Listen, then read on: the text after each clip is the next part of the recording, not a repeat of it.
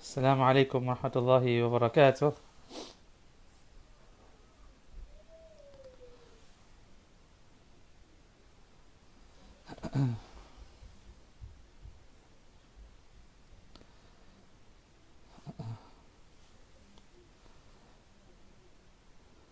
Assalamu alaikum wa rahmatullahi wa barakatuh. Welcome to, mashallah, our exciting session today, mashallah. We have a very special guest with us, mashallah. And before we go into the live session, welcome to My Quran Journey, mashallah, which we have been broadcasting, alhamdulillah,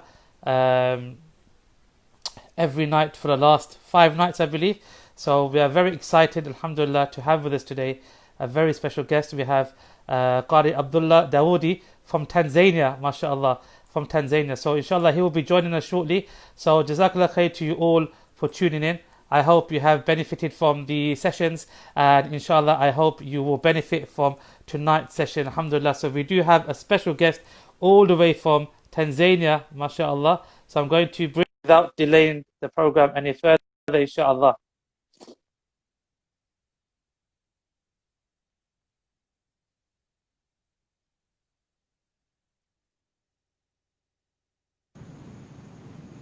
Assalamu alaikum wa rahmatullah. وعليكم السلام ورحمة الله سيدي. Alhamdulillah, how are you? Alhamdulillah, I'm good. How are you? Alhamdulillah, nice to see you, mashallah. MashaAllah, very good to see you. Alhamdulillah, how's Ramadan going? Yeah, Alhamdulillah. It's going okay, Alhamdulillah. We're still playing masajid with a fewer people, but Alhamdulillah, we keep Alhamdulillah. Alhamdulillah. Sheikh, before we start the interview, for the barakah of the interview, inshallah, and just to give some khushu for the conversation, could you give us a few minutes of recitation, inshallah? Okay, inshallah. أعوذ بالله من الشيطان الرجيم. بسم الله الرحمن الرحيم.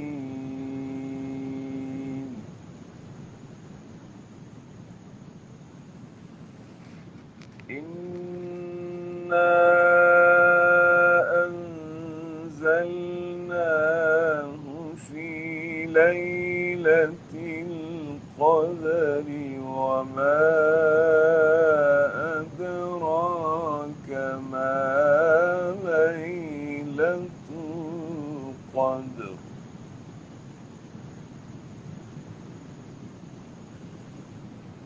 ليلة القدر خير من 1000 شهر.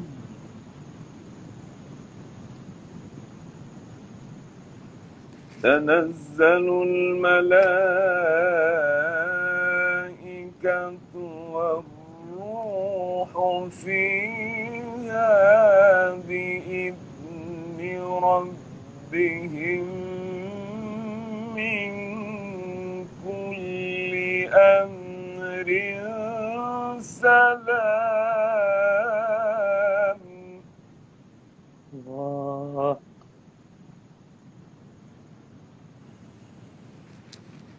بسم الله الرحمن الرحيم.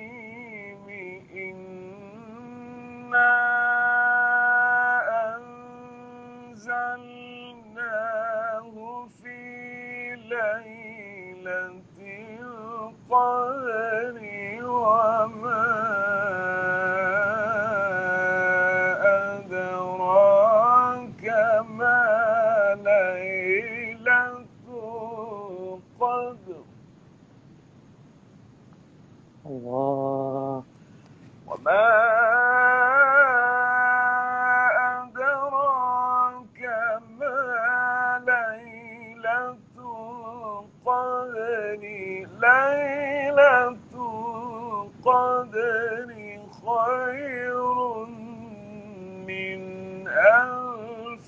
الشهر تنزل الملائكة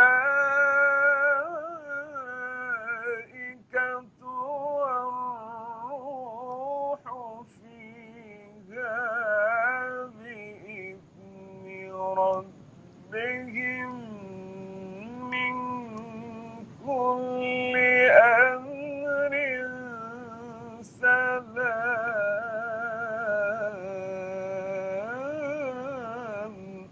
Allah, mashallah. سلام هي حتى مطلع الفجر صدق الله العظيم.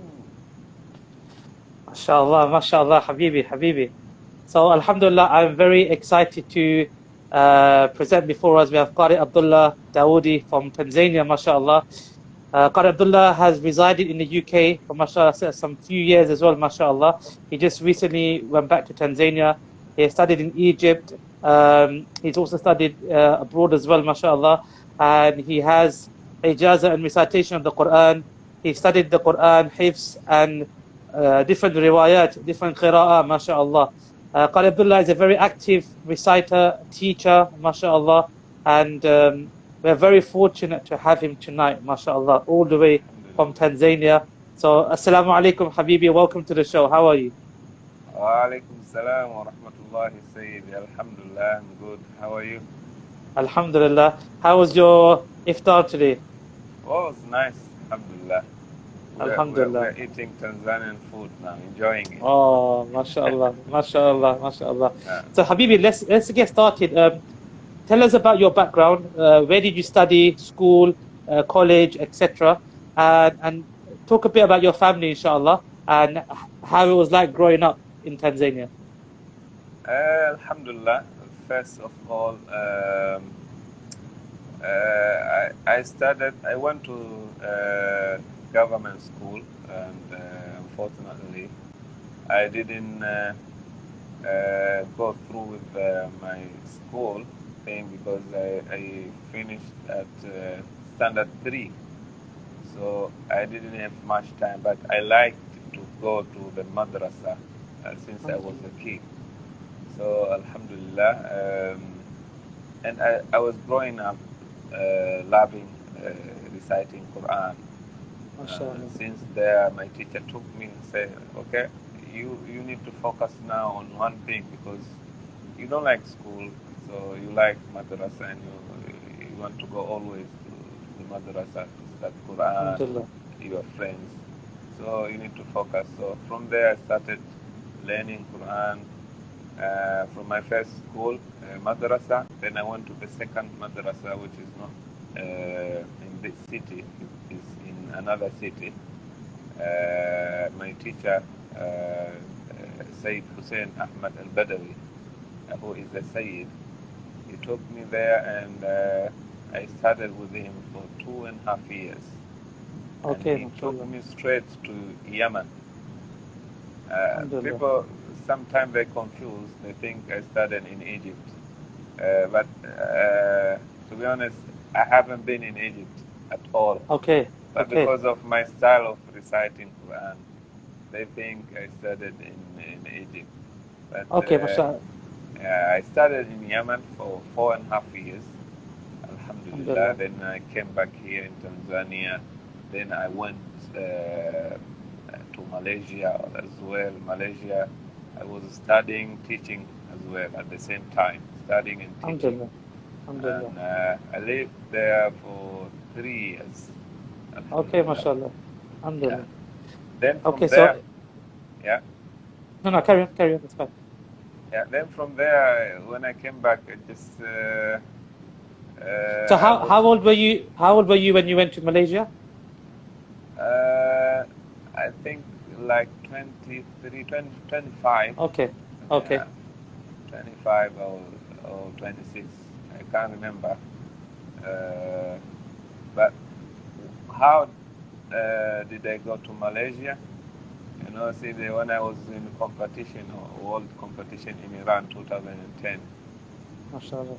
And one of the judges was from Malaysia. And then once I finished, he straight away told me, I want you to come to Malaysia to work with us. So I said, okay, first I'll visit Malaysia and see how is it. He sent me a ticket straight to Malaysia for visiting only for 1 month. So I stayed there 1 month, then I came back here. After 2 months, I went back to Malaysia for work and study. MashaAllah. Yeah. So how long did you stay there? For 2 years, right? Or 3 years? In Malaysia, I lived there 3 years. Okay, MashaAllah. Alhamdulillah. Yeah, 3 years. How did you find the environment in Malaysia? Because a lot of the Malaysians, the Qurra, they study a lot in Egypt, isn't it? A lot of them go to Al-Azhar. Yeah, a lot of them, but also their style of reciting is like Sheikh Mustafa Ismail. So, yes, yeah, MashaAllah. because they follow, a lot of them, they follow Sheikh Mustafa Ismail. Alhamdulillah, alhamdulillah. So in terms of Tanzania, tell us a bit more about Tanzania, like how's the food, the weather, the people, the quality of life, mashallah. We hear so much about Tanzania, and I think so many, mashallah, beautiful recitations of the Quran, from Tanzania as well. So tell us a bit about the culture there. Alhamdulillah, the culture here is good. It's like we have one culture, but at the same time, people, they have their tribe, so they have their culture. But that, if you go in deep village, but in terms of culture at the moment, it's like we're all using the same culture, Tanzania. And as well, alhamdulillah, we have many reciters here, brothers, young brothers. They're good reciters. I think some of them. They are good, mashallah. And we are blessed with these nice voices, alhamdulillah. Alhamdulillah, alhamdulillah. So we have our teacher teaching us from here. We don't need to go to Egypt or to somewhere to learn the maqamat and the style of recitation. You just learn here and you develop yourself. Alhamdulillah. Alhamdulillah, alhamdulillah. In terms of food, what's the national food of Tanzania? Like, what do people generally eat? We eat rice. That is general food here. Rice with a lot of fish. Okay, a lot of mashallah. meat. We have a lot of flours. So sometimes we cook. We call ugari. Ugari is okay. Food, you cook with flour. So, alhamdulillah. Alhamdulillah. About food here in Tanzania, you can choose any food. You can cook anything. We have a lot of kind of food here. Alhamdulillah. Alhamdulillah. Alhamdulillah. Yeah. And it's very, very nice. I went to Malaysia, I went to Yemen, I went to UK, but I like Tanzanian food. Alhamdulillah. Alhamdulillah. In terms of learning Quran, so in Tanzania, I know there's unique methods of learning the Quran, right? There's some people that learn the Quran from backwards to the front. Yeah. And there's some children that learn when the Ustad will write the verse on the board and then they repeat. Talk to us a bit more about how do people memorize the Quran in Tanzania? We have different teachers. Every teacher has his own way of teaching children. But a lot of them, they use, like you said, first they teach children from the book, like the Quran or Qaida. Then at the same time also they have time to teach them writing on the board and reading, and the children repeating. That is the best way we're using. MashaAllah. When the teacher is reading and the children repeating, so that the children, they can hear the teacher and they can follow the teacher, how he is reading, how the pronunciation. That is the best way we're using here. Then after few maybe years, you can see the children reading themselves without the teacher. So you give them like a part of the Naqra, like the one page, so or 5 ayat, and he can memorize himself. MashaAllah. Alhamdulillah. How many madrasas are there in your area where you're staying now? How many Hifz madrasas are there? At the moment, I think we have around in my area like 15 Oh, MashaAllah. madrasa of hifz, but we have Alhamdulillah. like 5 which very Alhamdulillah. strong, very strong. Alhamdulillah. So Sayyidi, what is your favorite surah at this moment in time? You know, when I Which surah, recite, which surah do you like to recite the most often? long time before, I used to recite Surah Al-Isra. إن هذا Okay. القرآن يهدي للتي هي هي أقوم, because أقوى. MashaAllah. I used to listen Sheikh Raghib Mustafa Ghalwash. Okay. So I was listening a lot of this surah. But at the moment, kind of, I like every part of the Quran, because I like to read much of it. So MashaAllah. I don't have that, I like this surah or this ayah. Okay, Alhamdulillah. And who's your favorite reciter? Two questions. Who's your favorite reciter that has passed away and that is still alive? All right. I have 3 who passed away. Okay. Qurra, Okay. Sheikh Mustafa Ismail, Okay. Sheikh Raghib Mustafa Ghalwash, Sheikh MashaAllah. Muhammad Abdul Wahab Tantawi. Oh, heavyweights, MashaAllah. Yeah. Alhamdulillah. But at the moment, just listening the whole Qur'an, to be honest, kind of like Ahmad Nu'aymi. MashaAllah. Yes, he's a good reciter. Yeah. Do you remember that verse Sheikh Mustafa Ghalwash recited?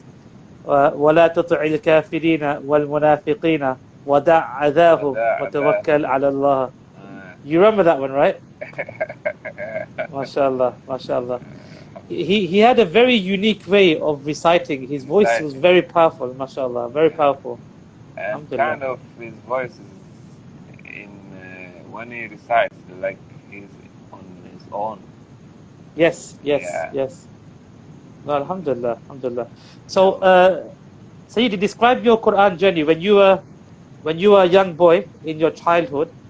How did you start to become close to the Quran? What can you remember from being a child? How did you start to become really fond of the Quran? First, I remember when I was going to madrasa before even I start learning Quran. So from there, I think my age was a bit late, like 15, 16 years old. I started learning Quran that age. And Alhamdulillah, it didn't take me much longer to understand how to read the Quran properly. So that's why my teacher said you need to focus on the Quran now, because you understand quickly and your memory is very bright. So Alhamdulillah, but I didn't start my hifz. I started my hifz like I was 22 or 21 years old. Alhamdulillah, Alhamdulillah. And I did it in Yemen. Oh, mashallah. So how was it? How was Yemen compared to Malaysia? Yemen, because I was only a student. Malaysia, I was a teacher, and sometimes I was a teacher, sometimes a student. So in Yemen, it was really nice because we did focus only on our studies. Alhamdulillah. Yeah. Okay, mashallah. How did I started hifz? Because first, before hifz, I started learning Qira'at. My teacher told me you're not going to be complete Qari if you don't make don't hifz, you don't do hifz. So you must do hifz before you make you learn qira'at. That's why I turned into hifz. Then MashaAllah. I completed the qira'at. Alhamdulillah. Alhamdulillah. So in terms of your current routine, you're teaching at the moment Quran? You're teaching in Tanzania? Because I came here as like a holiday. Yeah, I'm teaching. I have some students here teaching. Alhamdulillah. Yeah. And you teach online as well, right? Yeah, I have classes online as well. Alhamdulillah. Alhamdulillah. Students from UK, from Tanzania, from Alhamdulillah. US. Alhamdulillah. Alhamdulillah. And Sheikh, just before we finish the interview, just the last few questions. What advice can you give to reciters out there right now, like young reciters especially, who may be looking for fame, chasing like money and status, we know, mashallah, وقال الرسول يا رب إن قوم اتخذوا هذا القرآن مهجورا. And we know إنما الأعمال بالنيات. Muhammad sallallahu alaihi wasallam said, the Quran need to have sincere intentions, but at the moment it's difficult because a lot of the younger Qurra, it's all about the money and the fame and the status. What advice can you give to them, Sheikh? At the moment, as you said, see, it is very difficult because everyone is like has become the reciting Quran as like finding famous or try to collect some money. It's fine, but that all comes from your intention. Yeah. Your intention is just to grab some money from the people, to have fame, people to know you from around the world. That is not good intention. Read the Quran. Always my teacher used to say, when you recite the Quran, after you finish, read this dua because may Allah protect you from the riyah. Amen. Amen. اللهم إنا نعوذ بك أن نشرك بك شيئا نعلمه ونستغفرك لما لا نعلم. صح. Yeah, because you may read the Quran, recite the Quran, but small intention, a little bit of riyah can just grab your reward from Allah, and you might miss it. So I advise for the young Qurra just to focus on learning Quran first, and you can learn how to recite, but not. We say Prophet Muhammad says that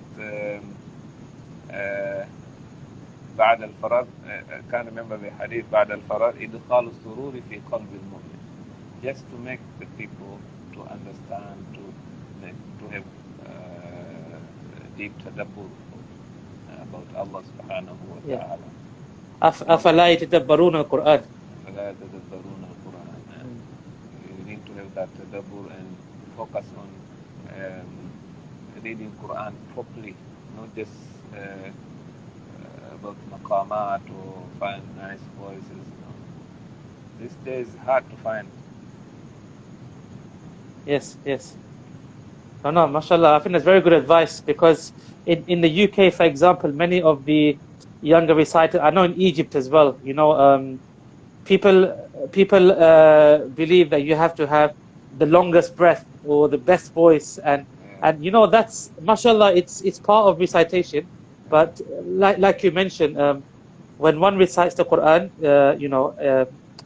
ayyukum zadatu hadhihi imana, the iman should increase when you're reciting the Quran, So I think very good advice, Sheikh. And just before we finish, Sheikh, if you don't mind, just for a few minutes, some few verses of recitation to finish, inshallah. Okay, inshallah. Jazakallah khair. أعوذ بالله من الشيطان الرجيم. بسم الله الرحمن الرحيم.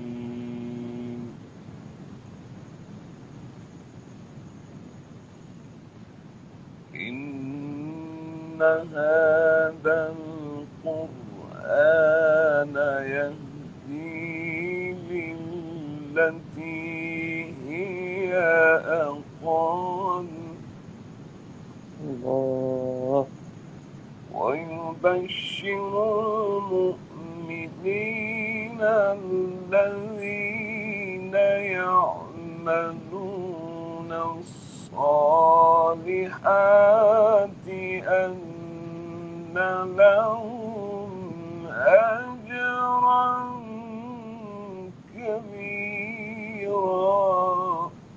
الله ما شاء الله ما شاء الله.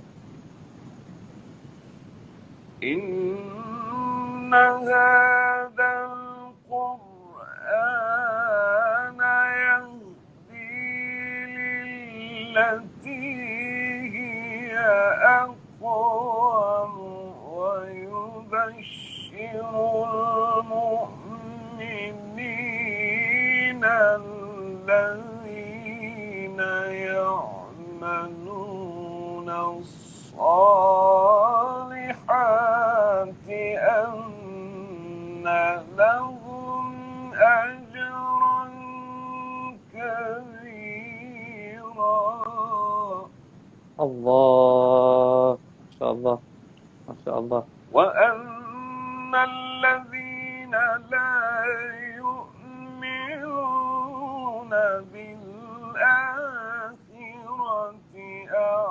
أعتدنا لهم عذابا أليما. الله ويدعو الإنسان بالشر دعاءه بالخير وكان الإنسان عجولا. الله صدق الله العظيم. MashaAllah, MashaAllah. Allah bless you, Sheikh. Jazakallah khair for your time. I sincerely appreciate it. Please keep us in your du'as, and lovely, always a pleasure speaking to you, and making dua that you come back to the UK very soon, inshallah.